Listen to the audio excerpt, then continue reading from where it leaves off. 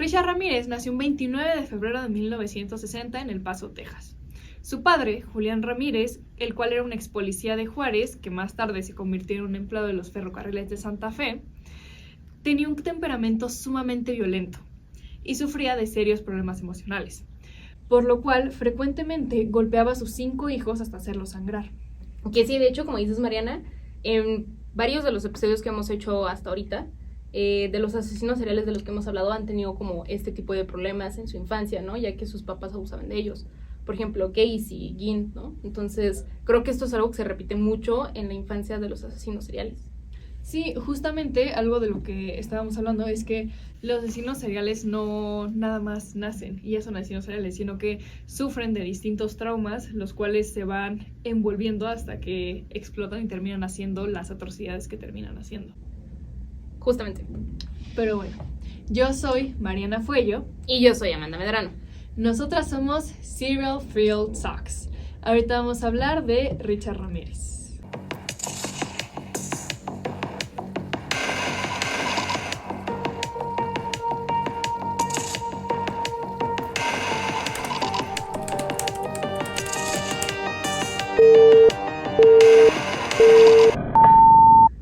Bueno, Richard, el más joven de la familia, experimentó un accidente traumático a los 2 años, cuando un mueble le cayó encima, causándole una herida en la cabeza que necesitó 30 puntos de sutura.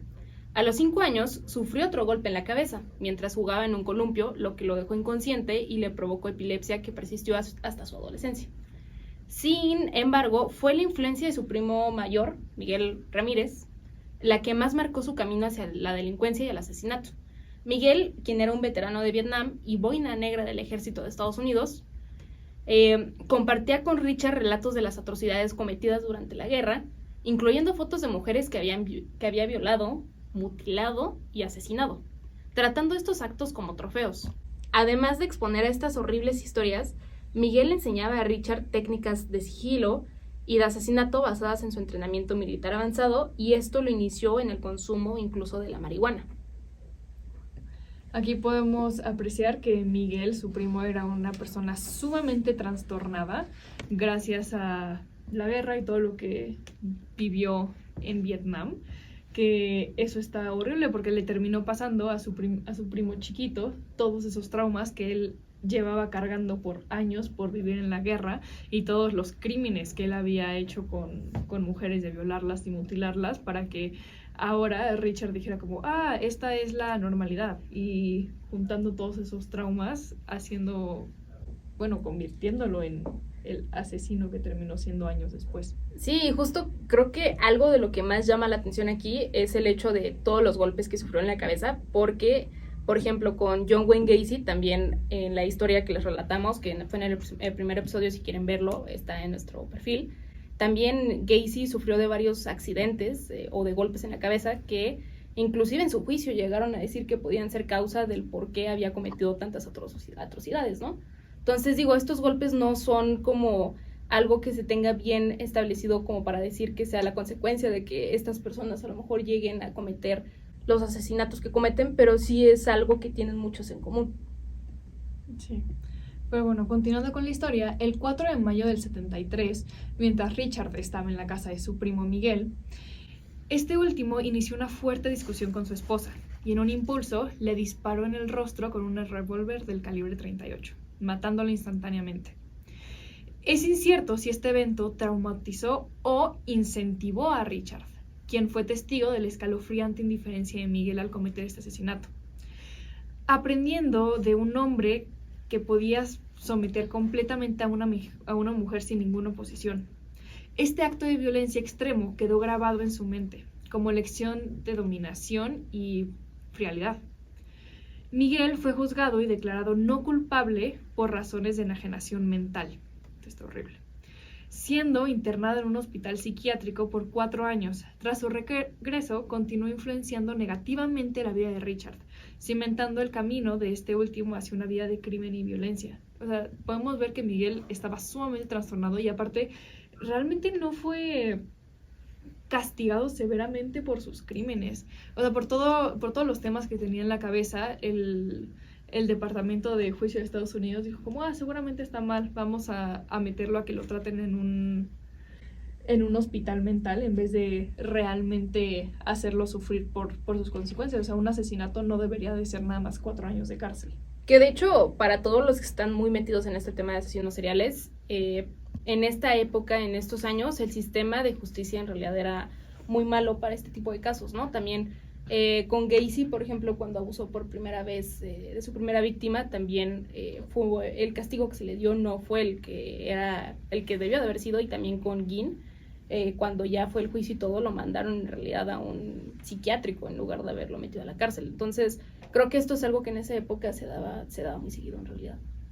Pero bueno, de adolescente, Richard Ramírez comenzó a consumir mucha marihuana y LSD, convirtiéndose así en un drogadicto irrecuperable. Al mismo tiempo, sus florecientes fantasías sexuales comenzaron a fusionarse con degradantes escenas de violación, que era lo que más le excitaba. Cuando aún asistía al colegio, intentó violar a una muchacha en un lugar de hospedaje en donde trabajaba. Por fortuna, fue descubierto por la pareja de la mujer, quien logró dejarlo inconsciente de un golpe. Los jóvenes decidieron dejar el lugar y Ramírez tuvo la suerte de no terminar tras las rejas en esta ocasión. Cuando finalmente se mudó a Los Ángeles, California, trató de sobrevivir robando automóviles con el único fin de costear sus vicios y conseguir un alojamiento. De hecho, cuando comenzó a matar de forma indiscriminada, se hospedaba en el tristemente célebre Hotel Cecil, que se encuentra a escasos metros de una estación de policía. O sea, realmente siempre estuvo cerca de la justicia. O sea, sí lo pudieron haber cachado múltiples veces, ya que hacía todos esos actos criminales literalmente al lado de la estación de policía. Igualmente esto habla del pésimo nivel de justicia y lo horrible que hacían las autoridades para realmente pues hacer justicia. O sea, y está terrible porque esto daba a que se pudieran cometer todos estos actos criminales sin tener consecuencia alguna. Sí, y algo que podemos destacar de este caso es también cómo las fantasías sexuales empiezan a combinar con este tono de violencia o de agresividad, que es algo que, por ejemplo, Ginn, cuando lo relatamos, también tenía, ¿no? Igualmente, Richard Ramírez descuidaba completamente su higiene personal. Tenía los dientes completamente deteriorados y su dieta era básicamente golosinas, comida rápida, y parecía únicamente vivir de drogas y de alcohol, como lo hacían muchos jóvenes en su época. Él era aficionado de bandas como Judas Priest y AC/DC. Y fue durante esta época donde todo el tema del satanismo le empezó a interesar a Richard. Se empezó a informar muchísimo, leyendo libros, viendo documentales y haciendo todo para poder conocer y aprender más sobre todos estos actos, ya que él estaba completamente convencido de que podía actuar según su voluntad sin importar cómo se sentían las demás personas y el sufrimiento que pudiera causar en los demás, que igualmente fue esto parte de sus inicios en la vida del delincuente que cimentó todos los asesinatos que terminó cometiendo años después. Que bueno, ahora Mariana, hablemos del primer asesinato. Remontémonos a 1984, en junio, en Los Ángeles. Una viejita de 79 años fue asesinada. Esta señora se llamaba Jenny Vinco. Lo curioso de este caso, y algo que llama mucho la atención en el mundo forense, es que había sido brutalmente apuñalada y se descubrió que en realidad le habían tratado de quitar la cabeza. Entonces, también los detectives se dieron cuenta de que en la casa de esta señora hacían falta varios objetos que no eran de mucho valor, pero como que esto añadió mayor misterio al asesinato. Y pues bueno, tuvo que pasar un año para que el homicida volviera a cometer un asesinato de este caso. Bueno, de este tipo. Sí, igualmente, en la noche del 17 de marzo de 1985, el oficial Gil Carrillo fue alertado por llamada debido a este suceso que nos acabas de comentar. Le había notificado que había sucedido un homicidio y pues él se dirigió corriendo al lugar de los hechos para ver qué era lo que había pasado. Esta persona fue Dayle Okazaki, una disculpa, de 34 años. Ella había sido asesinada dentro de su propio hogar. Igualmente estuvo María Hernández, de 22 años, que era compañera de la misma Okazaki, pero ella sí sobrevivió al ataque. y pues le pudo contar a la policía todos estos actos que sucedieron. Y Hernández relata que un hombre la había seguido a su casa mientras que ella acaparaba la cochera de su casa, deslizándose hábilmente por debajo, y Hernández solo se percató de la presencia del intruso al oír un breve ruido y voltearse.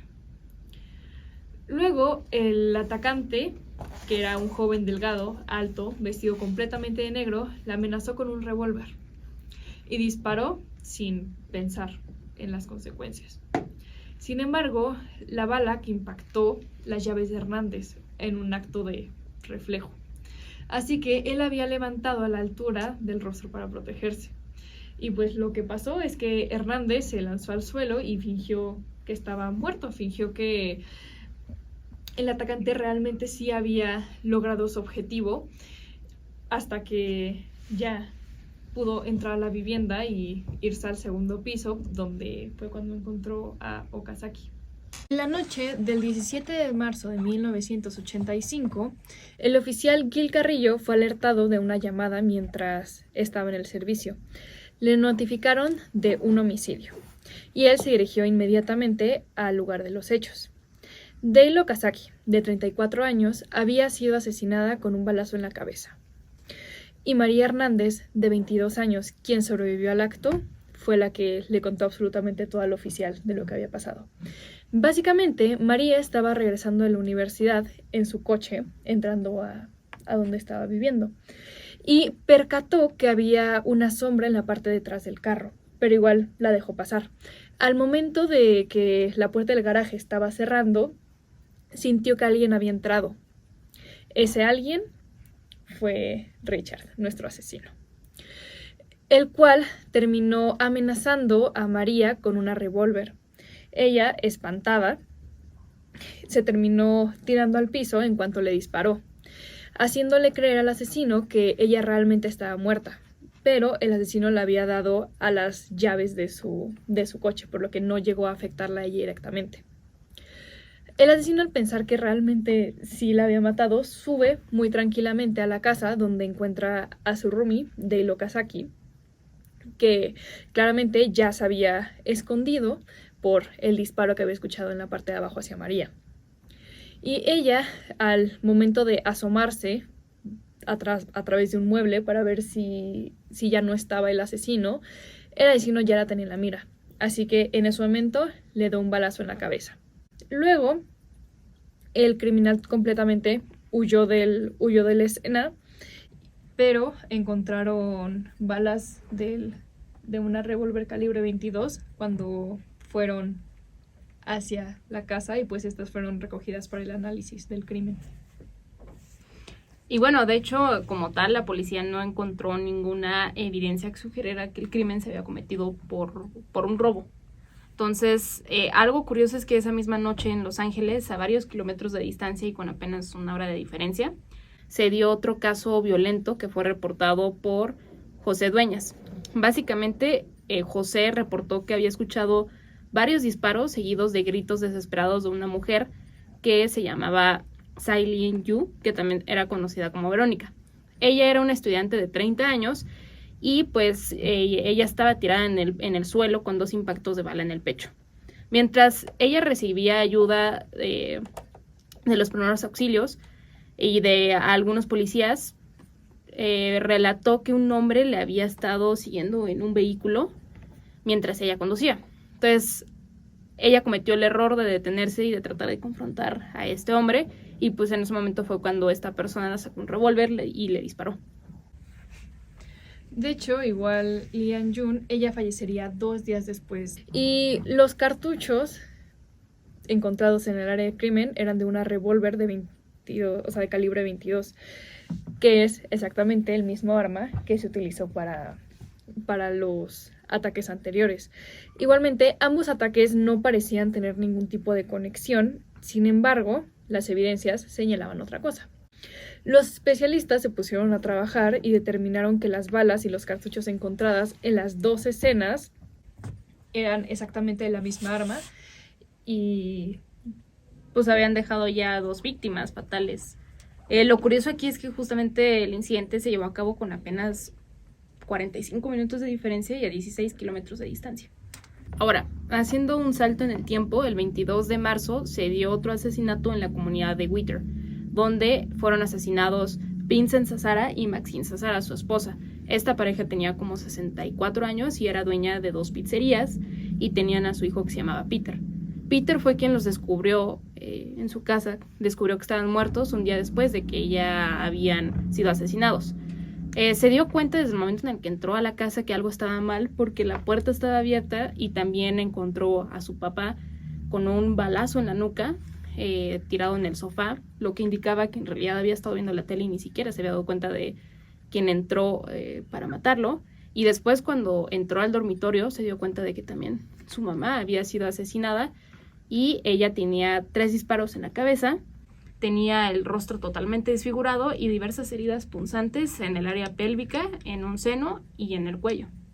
Sí, de hecho, la policía determinó que Maxine había sido atada después de escuchar el disparo en la cabeza hacia la muerte de su esposo. Y el intruso la había amarrado con una cuerda y comenzó a registrar toda la habitación por objetos de valor para intentar robarse lo que sea. Y en este momento, donde el asesino estaba buscando objetos de valor, Maxine logra librarse del ata.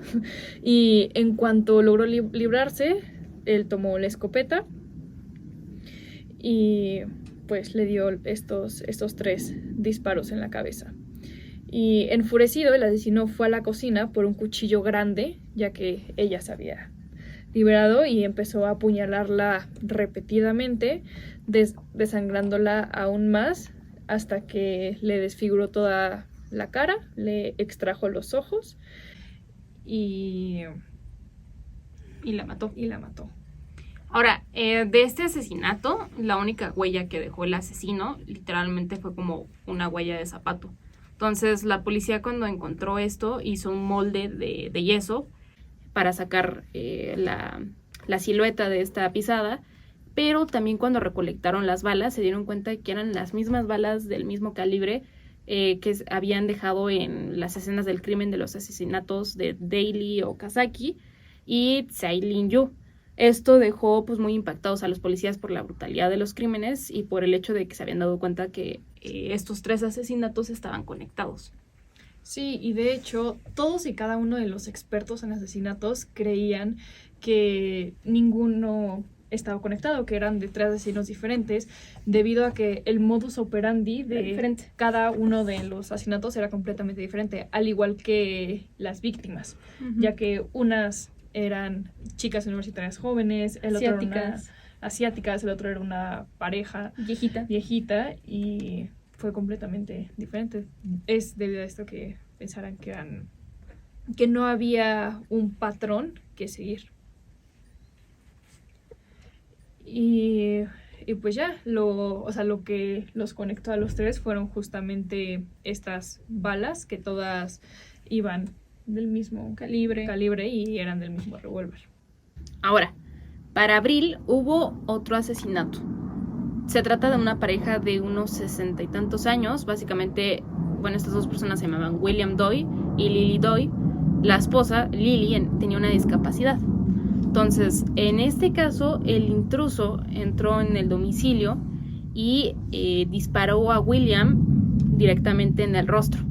Pero algo que aquí es curioso y que no había pasado en los asesinatos anteriores es que en este caso el asesino violó sexualmente a Lily. Esto probablemente se debe a que Lily, pues como tenía una discapacidad física, en realidad no se pudo resistir a la intrusión.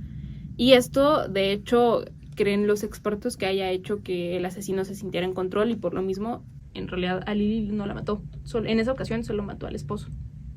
Sí, y William estaba gravemente herido, pero todavía no había muerto después del disparo. Así que logra llamar al 911, pero claramente no podía hablar, ya que la bala le había destrozado la lengua y la garganta. Así que con el poco energía que le quedaba, realizó esta llamada, pero él murió en camino hacia el hospital, no logró sobrevivir, Y lo único que se recuperó de la escena del crimen era una bala del calibre 22 y se encontró otra pisada, dejando, ver al atacante. Sí, de hecho, estos análisis forenses que se hicieron dejaron ver a la policía que se trataba del mismo asesino que ya había cometido varios crímenes anteriormente. Entonces, la policía estaba bastante impactada por el hecho de que habían visto que el modus operandi era muy diferente, llegando a tal caso de que inclusive en el asesinato de William Doyle, pues a su esposa la dejó con vida.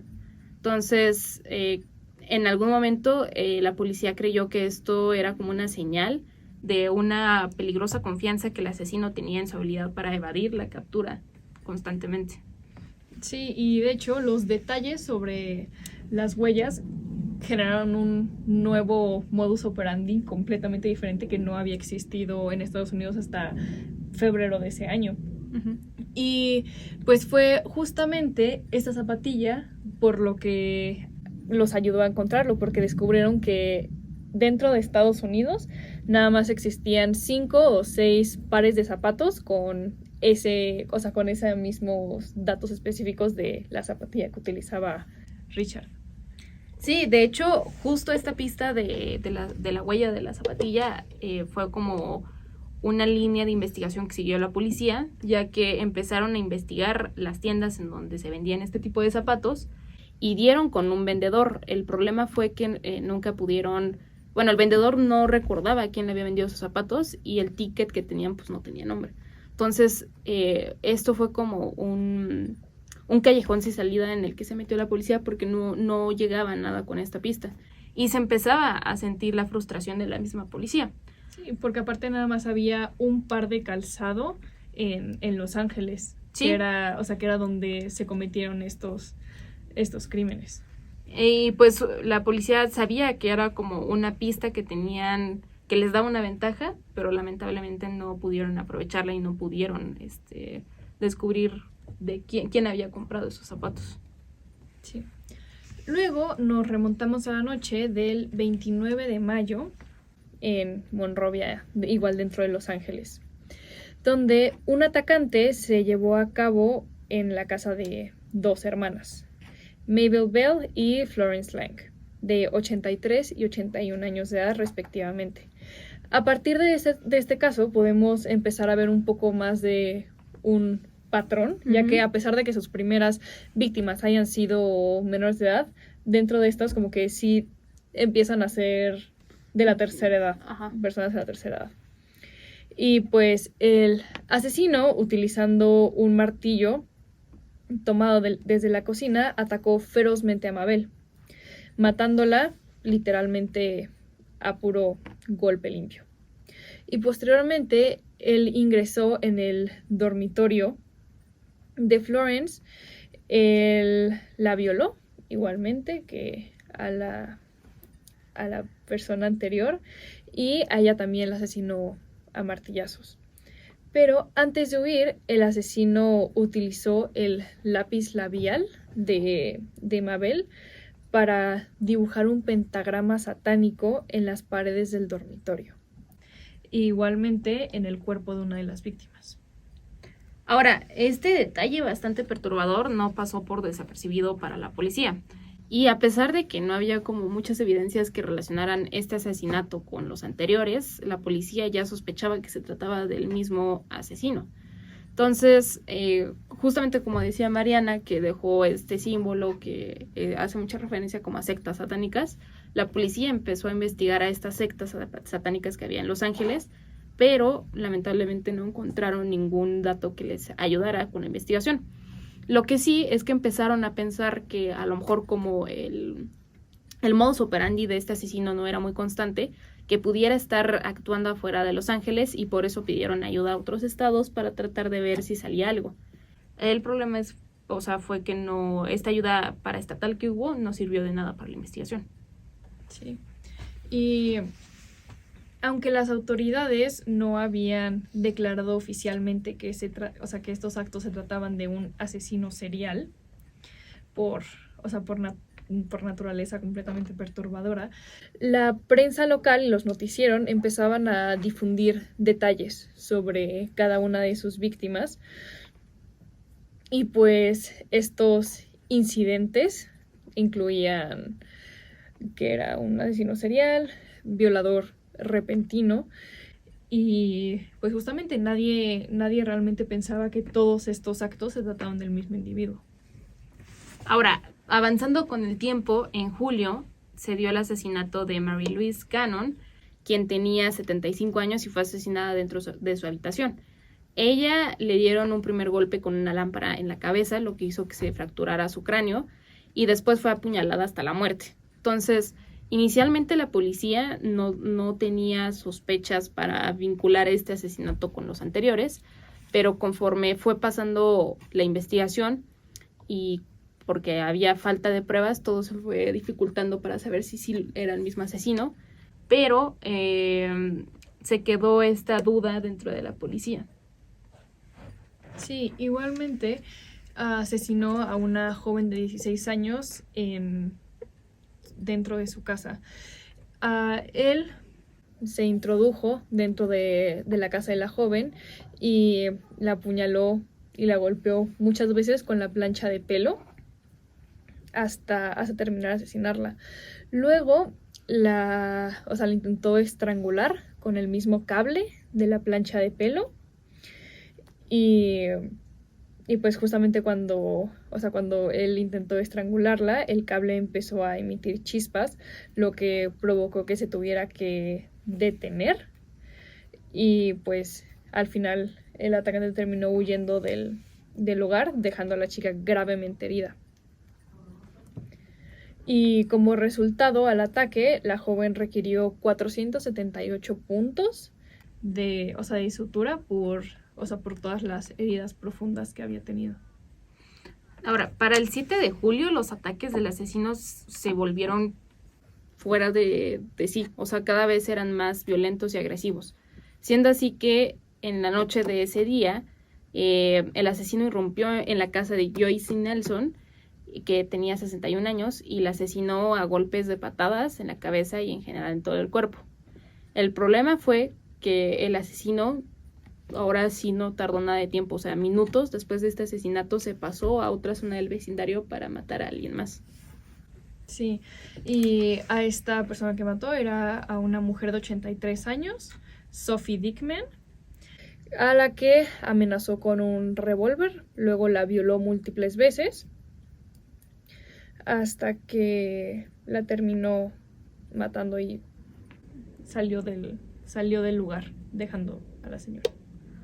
Este momento fue como un punto de quiebre para la policía, porque se dieron cuenta que en realidad los actos del asesino se estaban volviendo cada vez más arbitrarios y en realidad estaban empezando a atacar con mayor frecuencia, por lo que la policía se dio cuenta en ese momento que tenía que apurarse para detenerlo lo antes posible y que no siguiera matando gente, y sobre todo porque se estaba haciendo cada vez más agresivo. Sí, y cuando la policía se presentó en ambas escenas del crimen, sospecharon inmediatamente que se trataba del mismo hombre, del hombre que habían estado buscando por tanto tiempo, ya que Dickman aseguró que el violador la obligó a jurar por Satanás mientras que estaba abusando de ella. Tan solo 16 días después, es decir, el 20 de julio, el psicópata volvió a atacar. En esta ocasión se trató de una pareja de igual entre 66 y 68 años, Maxon y Lela Neiring, que vivían en Glendale. En este caso, la hija de esta pareja fue quien los encontró muertos en su casa. A su padre lo encontró en la cama, quien había sido atacado a machetazos y realmente casi había sido decapitado en su totalidad, y a su madre la encontró con varios disparos en el rostro y en el cuerpo. Y este horrendo descubrimiento coincidió en tiempo con otro asesinato que se dio en Sun Valley, evidenciando una noche de suma violencia y tortura. Y pues estos crímenes continuaban mostrando este sello distintivo del asesino de mostrar ningún tipo de compasión por sus víctimas, acentuando en la urgencia de las autoridades por realmente encontrarlo y saber quién era este sujeto que se la vivía atormentando las calles de Los Ángeles. Ahora, hay una pareja que eran Chainarung Knovanat y Somkiri Knovanat, que también fueron asesinados. Pero en este caso el asesino entró por una ventana y en el momento en el que entró mató al esposo, pero a la señora la violó repetidas veces e incluso también la sodomizó. Aquí lo que es bastante perturbador es que el hijo de la pareja, cuando escuchó todos estos ruidos, se acercó a la habitación y cuando el asesino lo vio, también lo amordazó y le hizo que le dijera dónde estaban todos los objetos de valor y dinero. Y cuando ya agarró todo esto, hizo que el hijo prometiera por Satanás que no guardaba ningún otro objeto de valor dentro de la casa. La escena del crimen demostró una zapatilla deportiva de la misma talla que las zapatillas que se habían encontrado en las otras escenas del crimen. Igualmente se confirmó las balas de una revólver de calibre 25, añadiendo otro elemento a la serie de pistas que ya tenían los investigadores. Ahora, la policía, como ya estaba desesperada y sentía la presión de que tenían que capturar a este asesino, recurrió a los medios de comunicación para pedir ayuda y también alertar a la comunidad sobre los terribles asesinatos que se estaban dando y sobre todo del modus operandi tan sádico que tenía este asesino. Y así fue como la población en general empezó a darle de apodo a este asesino como Night Stalker, debido a sus ataques nocturnos. Y se distribuyeron retratos que le pidieron a la gente y todos a tener una descripción del asesino para así poderlo encontrando. El perfil que emergió de esto era un hombre alto, con rasgos latinos, delgado, con ojos penetrantes, negros y una apariencia completamente intimidante y un aliento desagradable. Destacando además que tenía una dentadura en muy mal estado. Las líneas telefónicas exclusivas se abrieron para recibir pistas sobre el sospechoso, pero rápidamente se saturaron ante la respuesta del público. Ahora, en general los ciudadanos siguieron los consejos de la policía y de los medios de comunicación y en las noches pues ponían los seguros a sus casas, mantenían las luces encendidas y estaban como muy alertas ante cualquier actividad sospechosa que se pudiera vincular con el asesino, que en ese entonces ya se conocía como Night Stalker. Sí, y para agosto de ese mismo año ya tuvieron que traer a todos los perros de búsqueda, ya que la situación ya había escalado demasiado y cada vez eran más y más y más crímenes los que se iban cometiendo. Sí, y de hecho, justamente como era tal el estancamiento que había de la policía, para poder atrapar a este asesino tuvieron que llamar al detective que en ese entonces era muy conocido, que se llamaba Frank Salerno. En este caso, él reconoció más tarde en varias entrevistas que se le hicieron que este caso lo impactó bastante de manera personal. De hecho, en sus palabras, él dijo: "Nunca tuve un caso que me afectara personalmente hasta que surgió este. Esa fue la única vez que me preocupé no solo de mi propia seguridad, sino que principalmente de la de mi familia". Luego, en la madrugada del 8 de agosto, se cometieron 2 asesinatos. El de Elías Iowa, de 31 años, y su esposa Sabina, de 27 años. El asesino se introdujo a su casa en la noche mientras que ellos estaban dormidos y al esposo simplemente le disparó en la cabeza, mientras que a la mujer la violó repentinamente hasta que el intruso huyó. Y este ataque se sumó a la serie de crímenes aterradoras atribuidos por The Night Stalker, un nombre que los medios terminaron utilizando justamente a referirse a este asesino que mantenía en vigilio a California. Ahora, la noticia de este último ataque fue muy repetida por los medios de comunicación. Esta exposición mediática que tuvo el asesino, lo único que hizo es como crecer el ego del asesino. siendo así que el homicida se movió como 500 kilómetros para salir de Los Ángeles y cometer su propio asesinato, su nuevo asesinato en nada más y nada menos que San Francisco. El retorno de The Night Stalker terminó asesinando a la familia Pan, literal como el de los cuentos de hadas, era Peter Pan y Barbara Pan. Él se introdujo en su casa en la noche y a Peter Pan le dio un disparo en la cabeza, mientras que a Bárbara la violó repentinamente y igualmente le dio un disparo a la cabeza. Y posterior a eso huyó de la escena del crimen. Bárbara sufrió una violación brutal y milagrosamente sobrevivió al disparo, pero las secuelas fueron sumamente graves y la dejaron en silla de ruedas durante el resto de su vida.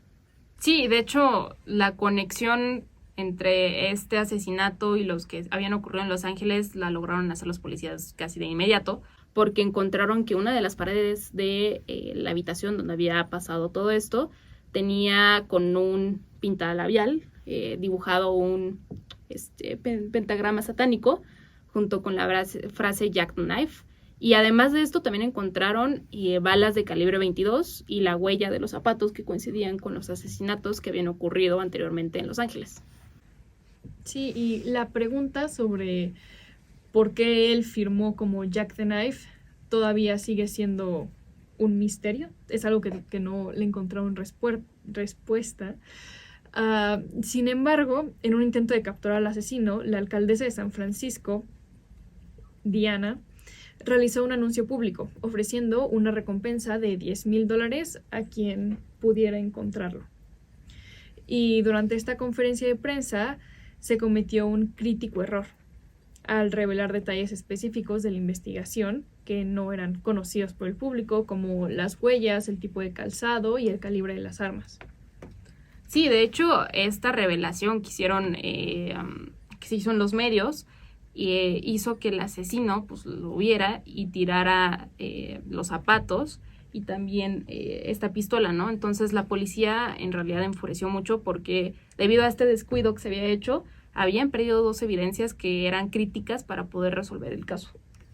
Sí, las evidencias en Los Ángeles y en San Francisco se habían vuelto extremadamente famosas y pues esto tensó mucho la situación con los siguientes ataques de The Night Stalker.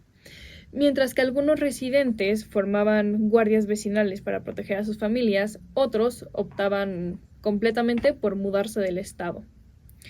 Y este ambiente de miedo y paranoia generó que los investigadores Frank Salermo y Jill Carrillo no tuvieran una búsqueda exhaustiva por estas ciudades donde el asesino podía desplazarse fácilmente de un lugar a otro para continuar con su ola de violencia, como lo demostraba en el pentagrama que había dejado en su última acto del crimen, este pentagrama satánico que le gustaba dibujar con labiales. Para el 24 de agosto, The Night Stalker volvió a atacar, pero a esta vez a una pareja de 29 años que se encontraba al sur de Los Ángeles. La pareja estaba conformada por Bill Carnes e Inés Erickson. En este caso, Bill recibió 3 balazos en la cabeza e Inés fue violada repetidamente. Y para esta ocasión el asesino, cuando terminó de violar a Inés, le pidió que le dijera a los policías su identidad y también hizo que jurara su amor por Satanás.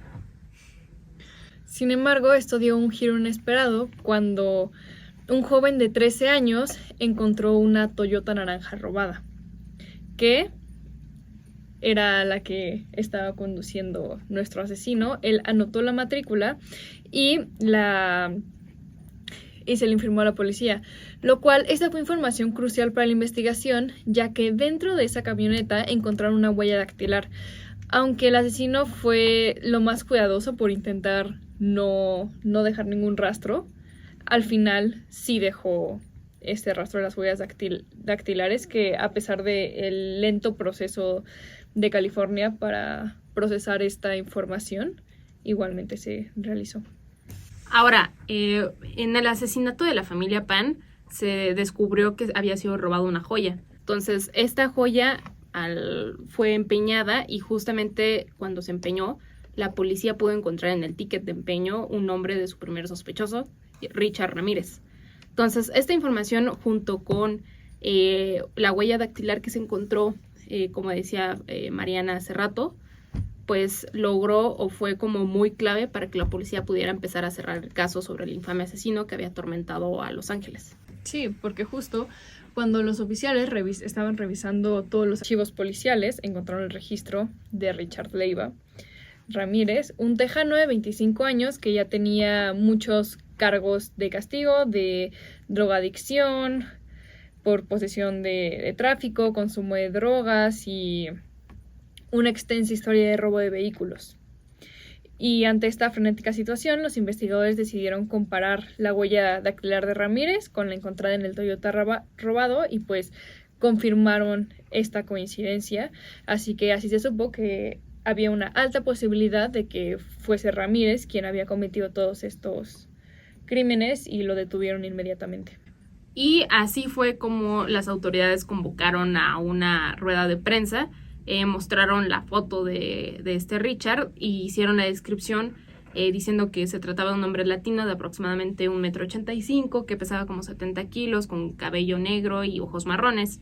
Entonces, al día siguiente de esta rueda de prensa, toda la imagen de Richard estaba en todos los periódicos nacionales y así fue como los casos de 14 asesinatos empezaron a tener a un posible asesino. Sí, y pocas horas después, gracias a, ya sabes, estos datos, se supo que Ramírez estaba en Arizona visitando a unos familiares. Sin embargo, en las siguientes horas iba a regresar a California.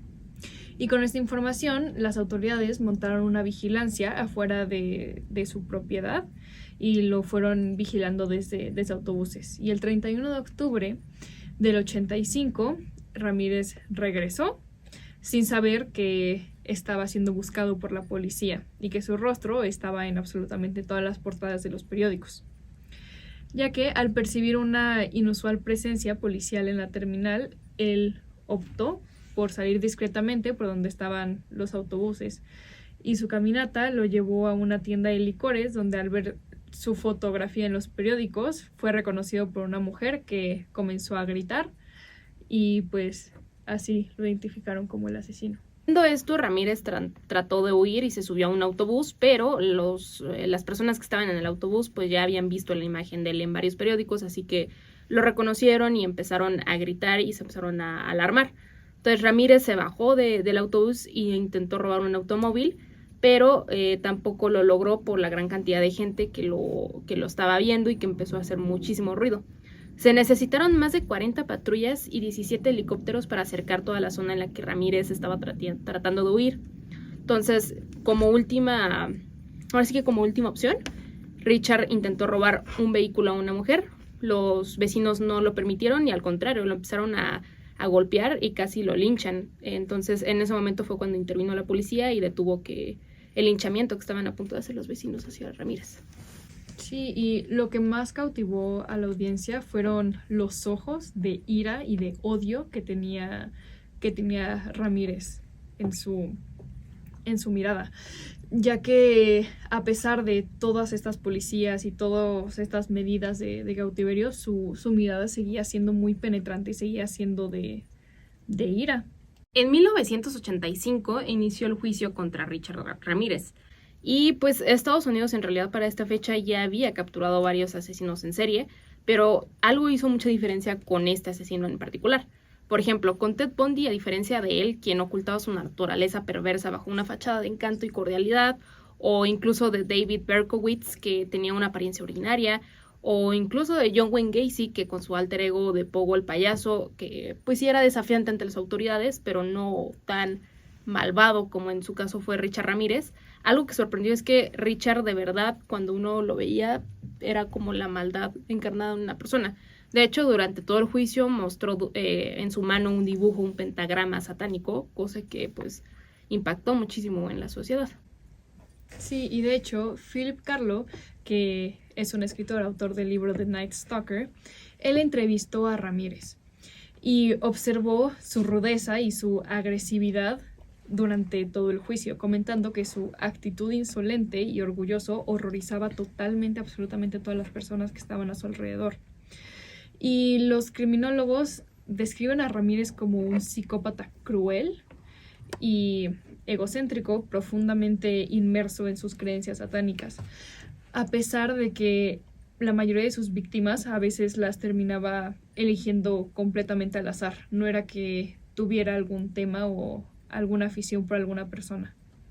Sí, de hecho, hablando de esto más en específico, algo que es muy curioso es que este asesino no tenía como un modus operandi en específico o bien definido. Entonces, de repente podía ser que matara estrangulando a una persona a través de golpes o incluso disparando un revólver. Entonces, normalmente los asesinos seriales prefieren o definen bien un modus operandi porque eso los excita, ¿no? Pero en este caso, Ramírez, pues no sé, cuando disparaba era una forma más impersonal y rápida de matar. Y cuando lo hacía estrangulando, pues era una forma más lenta y de cierta forma personal de asesinar a alguien. Entonces, en este asesino se combinaban las dos maneras de operar, cosa que es muy curiosa y que no se da muy seguido en los asesinos seriales. Sí, y el 22 de julio del 88 fue cuando comenzó la selección del jurado para su juicio. Y hubo un comportamiento dentro de la cárcel que estaba no tan curioso como, o sea, poniéndolo en cuestión de lo que ya había hecho, pero él se cortó y con su propia sangre dibujó en el piso de su celda o sea, igual los símbolos satánicos que había estado dibujando anteriormente. Bueno, el juicio como tal tuvo que ser suspendido el 14 de agosto cuando un jurado llamado Phyllis Singletary fue asesinado a tiros dentro de su departamento. Entonces, en algún momento se llegó a pensar que este asesinato estaba relacionado con los grupos satánicos que apoyaban a Ramírez, pero tiempo después la investigación reveló que en realidad había sido el novio de este juez el que lo había asesinado antes de suicidarse. Entonces, este evento la verdad es que intensificó muchísimo más la tensión dentro de los miembros del jurado. Sí, y durante su juicio, Ramírez no solo captó la atención de los jurados, sino también de psicólogos, psiquiatras y de muchas mujeres que iban a visitarlo a la celda para ver cómo estaba. Igualmente esto porque él cambió completamente su apariencia. Se arregló los dientes y comenzó a vestirse de traje y de chaquetas de cuero para mejorar cómo se veía y cómo se prestaba hacia el mundo. Sí, y de hecho, pues Ramírez durante todo el juicio se mostró bastante desafiante y provocador, siendo así que insultaba al juez, también insultaba a las mujeres y amenazaba al jurado. Pero algo que él decía mucho es que como que toda su influencia de los crímenes que había cometido venía por culpa de lo que era la música heavy metal, y sobre todo él decía de las bandas AC/DC y Judas Priest. Incluso por eso llegó a utilizar o firmar en uno de sus asesinatos como Jack the Knife, pues porque él decía que esto estaba como inspirado en una canción. Pero después de 22 días de deliberación, él fue condenado culpable por asesinato, intento de asesinato, agresión sexual y robo, aparte de secuestro, y el 3 de octubre del 89 fue condenado a sentencia de muerte por cámara de gas.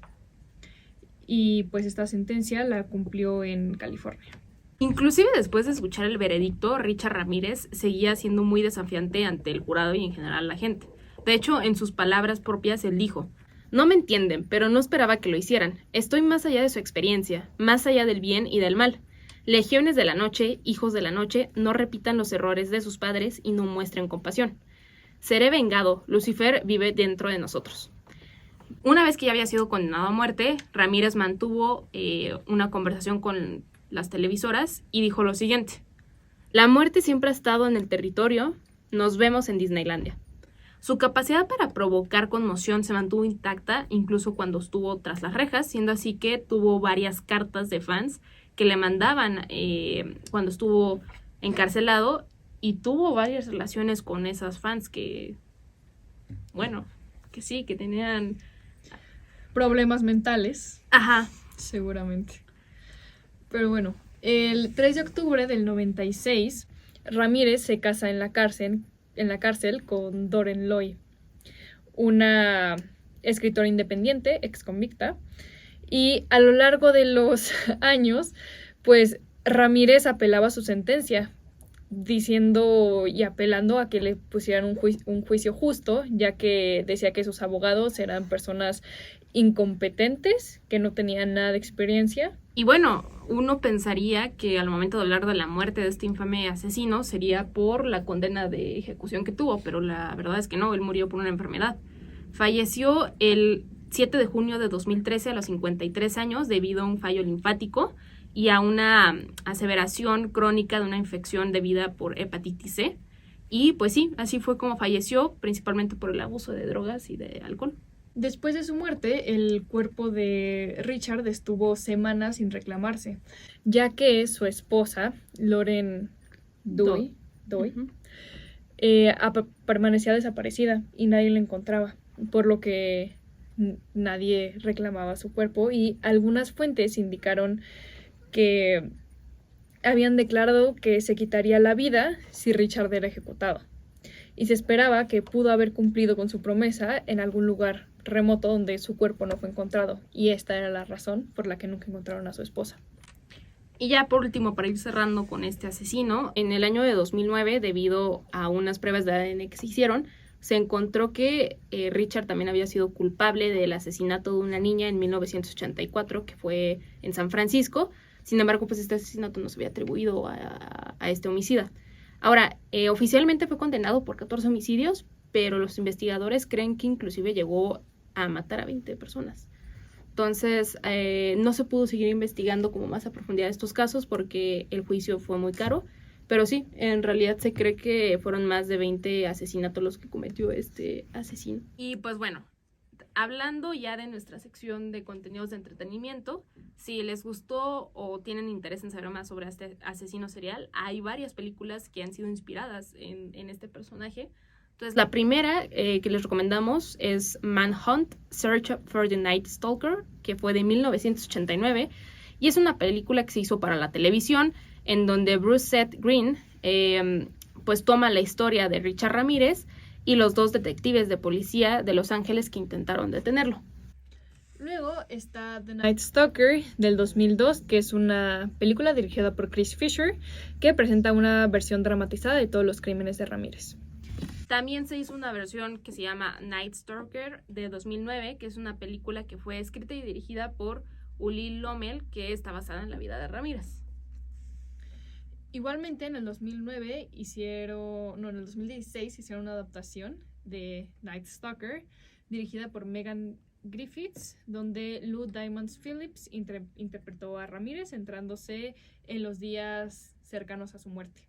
Y hay una película que se va a estrenar este año que se llama Maxine, que básicamente sigue a la sobreviviente de una masacre que se llama Maxine, que está buscando fama y éxito en Los Ángeles en los años 80 mientras es perseguida por Richard Ramírez. Luego, yéndonos a las series de televisión, está American Horror Story Hotel del 2015 a 2016, donde Ramírez aparece como un personaje en los episodios en esta antología de terror, retratando como uno de los huéspedes fantasmas del hotel. También tenemos American Horror Story 1984, que fue estrenada en 2019. En esta temporada, pues básicamente Ramírez es uno de los antagonistas principales, donde se muestra una versión muy ficcionalizada de sus crímenes y su participación en eventos sobrenaturales. Luego está The Night Stalker, The Hunt for a Serial Killer del 2021, que es una serie documental salida en Netflix, donde presenta entrevistas de la primera persona, material archivado y recreaciones recién filmadas y fotografía original de los asesinatos. Tenemos también el documental conocido como Just a Guy, que básicamente es la historia de Ramírez, pero también centrada como en todas las mujeres con las que mantenía una correspondencia. Luego, pasándonos a música, Sun Kill Moon sacó una canción en 2019 que se llama Richard Ramirez Died Today of Natural Causes. En el álbum Benji se trata básicamente del impacto cultural que tuvo este asesino. También tenemos las canciones Night Stalker and Your Window is Open por la banda estadounidense de death metal Macabre en su álbum de 1993, Sinister Slaughter, y su álbum de 2020, Carnival of Killers, respectivamente. Y por último está la canción de Skidden de Richard Ramirez en su EP Chapter 1 del 2018. Ahora, si ustedes son de los que les gustan más los libros, también está The Night Stalker, The Life and Crimes of Richard Ramirez por Philip Carlo, que es un relato de la vida de Ramírez que está muy, muy detallado, en donde se habla de su juicio, sus crímenes y su condena. Y pues este libro incluye entrevistas del asesino y de otros involucrados en el caso. Luego también está The Night Stalker de Clifford N. Linedecker, que igual es otro libro donde redactan los horribles crímenes que Ramírez hizo. Y por último, hay un libro donde pasan varias bebidas de asesinatos, que esas se las voy a leer, que es un Satanic Panic, que dice Spicy cocktail named for the time in the United States when everyone was high alert for anything to do with the occult, and the perfect time for the Night Stalker to commit truly heinous crimes. Básicamente se sirven 2 onzas de whisky, 2 onzas de naranja, media cucharada de jugo de agave, de agave, medio jalapeño cortado en tiras, pimienta cayena y jugo de naranja que le da como el tono de sangre. Y básicamente son 2 pasos donde combinas el whisky, el jugo de naranja y el agave, lo shakeas por 10 segundos y luego arriba le agregas el jalapeño y la rebanada de naranja por decoración. Luego eso lo sirves en un vaso con hielos. Y pues le restienes la sangre para, que la sangre que sería el jugo de naranja, para que no queden los grumos. Y ya. Y pues bueno, hemos llegado al final de este episodio. Pues ya saben, si quieren saber más, tenemos el blog que vamos a estar publicando. El link está en nuestro Instagram, también para que nos sigan. También están los shorts para cualquier cosa que quieran ver. Y en TikTok también subimos mucho contenido. Y pues bueno, hemos llegado al final de nuestra primera temporada. Entonces les agradecemos mucho por habernos acompañado. Déjenos en los comentarios qué les pareció este episodio. Y pues nada, nos vemos hasta la próxima. Nosotros fuimos Mariana, Amanda y nosotros somos Zero Fuel Talks.